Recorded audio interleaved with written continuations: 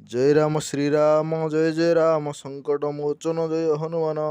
ଆଜିର ପଞ୍ଚାଙ୍ଗ ଓ ରାଶିଫଳ ଶୁଣନ୍ତୁ। ଆଜି ହେଉଛି ତୁଳା ସଂକ୍ରାନ୍ତି ବା ଗର୍ଭଣା ସଂକ୍ରାନ୍ତି, ରବିବାର। ତୁଳା 1 ଦିନ ଅକ୍ଟୋବର 17 ତାରିଖ, ଦ୍ୱାଦଶ ତିଥି କୁମ୍ଭଚନ୍ଦ୍ର। ମେଷ ରାଶିରେ ଘାତବର, ମିଥୁନ ମୀନ ରାଶିରେ ଘାତଚନ୍ଦ୍ର। ସୂର୍ଯ୍ୟ ଉଦୟ 5ଟା 45 ଗତେ, ଅସ୍ତ 5ଟା 18 ଗତେ। ପୋଇ ବାଇଗଣ ଭକ୍ଷଣ ନିଷେଧ। ଦ୍ୱାଦଶୀରେ ଏକୋଇଶିଷ୍ଟ ପାର୍ବଣ ଶ୍ରାଦ୍ଧ। ଅମୃତ ଦିବା 6ଟା 33 ଗତେ, 8ଟା 57 ମଧ୍ୟେ। 12ଟା 9 ଗତେ, 3ଟା 12 ମଧ୍ୟେ। 2ଟା 7 ଗତେ, 9ଟା 19 ମଧ୍ୟେ। ମାହିନ୍ଦ୍ର ଦିବା 4ଟା 9 ଗତେ, 5ଟା 57 ମଧ୍ୟେ। ଏହି ସମୟରେ ଦେବତା ଗଠନ, ନୌକା ଚାଳନ, ବାଣିଜ୍ୟକରଣ ଇତ୍ୟାଦି ସମସ୍ତ ଶୁଭ କାର୍ଯ୍ୟ ଆପଣମାନେ କରିପାରିବେ। ମେଷ ରାଶିର ଫଳ। ସାମାନ୍ୟ ଅସୁବିଧାର ସମ୍ମୁଖୀନ ହୋଇପାରନ୍ତି। ନିଜ ଲୋକମାନେ କର୍ମକ୍ଷେତ୍ର ଅସୁବିଧାରେ ପକାଇ ପାରନ୍ତି। ଆର୍ଥିକ ପରିସ୍ଥିତି ଉନ୍ନତି ଘଟିବ। ମହିଳା ବିଦ୍ୟାର୍ଥୀ କର୍ମକ୍ଷେତ୍ରରେ ଚିନ୍ତିତ ରହିବେ। ବୃଷ ରାଶି, କର୍ମକ୍ଷେତ୍ରରେ ଶାନ୍ତି ମିଳିବ। ବ୍ୟବସାୟ ଲାଭବାନ ହେବେ। ମାଙ୍ଗଳିକ କାର୍ଯ୍ୟ ବ୍ୟସ୍ତ ରହିବେ। ଦୂରଯାତ୍ରା ଯୋଗ ରହିଛି। ମହିଳା ବିଦ୍ୟାର୍ଥୀମାନେ ସମ୍ମାନିତ ହେବେ। ମିଥୁନ ରାଶି, ପରିବାର ମୁରବୀ ସ୍ୱାସ୍ଥ୍ୟ ଅବସ୍ଥାରେ ଚିନ୍ତିତ ହୋଇପାରନ୍ତି। ପରିବାରରେ ଅଯଥା କଳହ ମତାନ୍ତର ଦେଖିପାରେ। ମାନସିକ ଶାନ୍ତି ଓ ସଙ୍ଗେ ସଙ୍ଗେ ଶାରୀରିକ ପରିଶ୍ରମ ଲାଗି ରହିବ।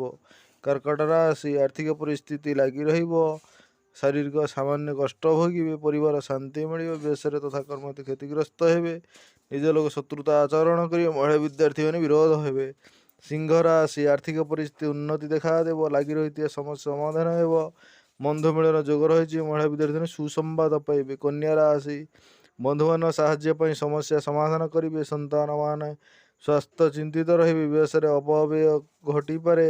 ମହିଳା ବିଦ୍ୟାର୍ଥୀମାନେ ସତର୍କତା ଅବଲମ୍ବନ କରନ୍ତୁ। ତୁଳା ରାଶି, ନୂତନ କାର୍ଯ୍ୟ ନିଯୁକ୍ତି କରିବେ। ଆର୍ଥିକ ପରିସ୍ଥିତି ସୁଧୁରିଯିବ। ପିତାମାତାଙ୍କ ସ୍ୱାସ୍ଥ୍ୟ ନେଇ ଚିନ୍ତିତ ରହିବେ। କର୍ମକ୍ଷେତ୍ର ଉନ୍ନତି ଦେଖାଦେବ। ମହିଳା ବିଦ୍ୟାର୍ଥୀମାନେ ଖୁସିରେ ସମୟ କାଟିବେ। ବିଛା ରାଶି, କର୍ମକ୍ଷେତ୍ର ଅପମାନିତ ହୋଇପାରନ୍ତି। ଆର୍ଥିକ ପରିସ୍ଥିତି ସୁଧୁରିଯିବ। ନୂତନ କର୍ମ ନିଯୁକ୍ତି ପାଇପାରନ୍ତି। ପାରିବାରରେ ଶାନ୍ତି ମିଳିବ। ମହିଳା ବିଦ୍ୟାର୍ଥୀମାନେ ଦେବ ପୂଜାରେ ସମୟ କାଟିବେ। ଧନୁ ରାଶି, ବ୍ୟବସାୟରେ ଲାଭବାନ ହେବେ। ଆର୍ଥିକ ପରିସ୍ଥିତି ଉନ୍ନତି ଘଟିବ। ଗୋ ସମ୍ପଦ କ୍ରୟ କରିପାରନ୍ତି। ପାରିବାରିକ ଜୀବନ ଶାନ୍ତି ମିଳିବ। ମହିଳା ବିଦ୍ୟାର୍ଥୀମାନେ କର୍ମତତ୍ପର ହେବେ। ମକର ରାଶି, କର୍ମକ୍ଷେତ୍ରରେ ସହଜ ଶତ୍ରୁତା ଦେଖାଦେବ। ମାନସିକ ପରିବେଶ ଶାନ୍ତି ଭୋଗୀ। ବ୍ୟବସାୟରେ ଆୟ ବ୍ୟୟ ସମାନ ରହିବ। କୁମ୍ଭ ରାଶି, କର୍ମକ୍ଷେତ୍ରରେ ପଦୋନ୍ନତି ହୋଇପାରେ। ବ୍ୟବସାୟରେ ସାମାନ୍ୟ କ୍ଷତି ହୋଇପାରେ। ଅର୍ଥ ଲାଭର ଯୋଗ ରହିଛି। ପାରିବାରିକ କଳହ ଦେଖାଦେବ। ମହିଳା ବିଦ୍ୟାର୍ଥୀମାନେ ସଫଳ ହେବେ।